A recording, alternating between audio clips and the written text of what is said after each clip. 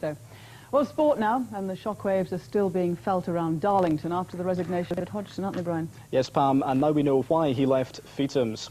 The former Quakers manager has spoken for the first time about his decision to resign yesterday. Speaking from his home just outside Darlington, Hodgson was keen to set the record straight following his shock departure.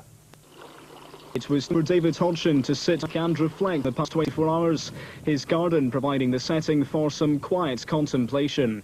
His resignation from Feetham's made the back and front pages this morning, and now Hodgson feels the time is right to explain just why he quit Darlington. I'm mentally gone before the championship starts, to be perfectly honest with you. It's not just 24 hours. I've had a feeling inside for maybe 2-3 weeks, maybe a month, and maybe even a bit longer. But the bottom line was I have a simple choice in deserting maybe the chairman, which he may feel I have, or my family and my children. And it was getting to the point where I was bringing every single problem back home with me. And I just wasn't enjoying the time I have, or the small time I had with my children.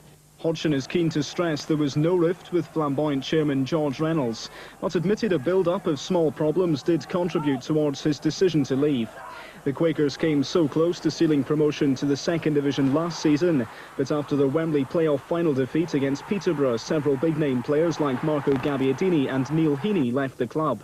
Those still in place at Feetham's were quick to contact Hodgson when the news filtered through that he was manager no more. The players called me yesterday and asked to have a big meeting with me.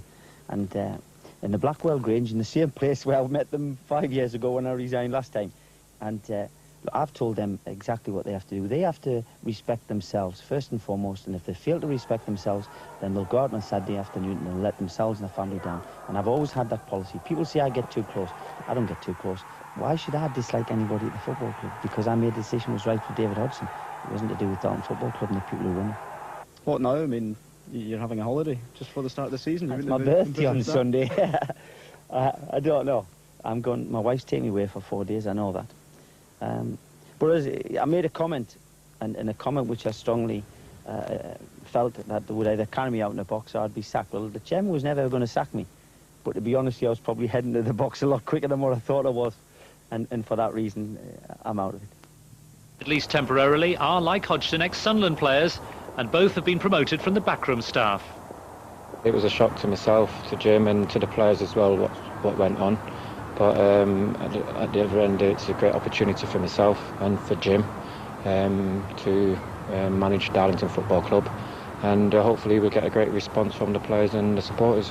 The chairman has still got as much passion for the club and the supporters as the players in the dressing room have, and there's certainly no unrest at all. It's a happy camp. But with public debates about players' wages and an exodus of key players from the club, the new Darlington management team face a tough task ahead. Meanwhile, at their old club, Sunderland's latest recruit, the Slovakian defender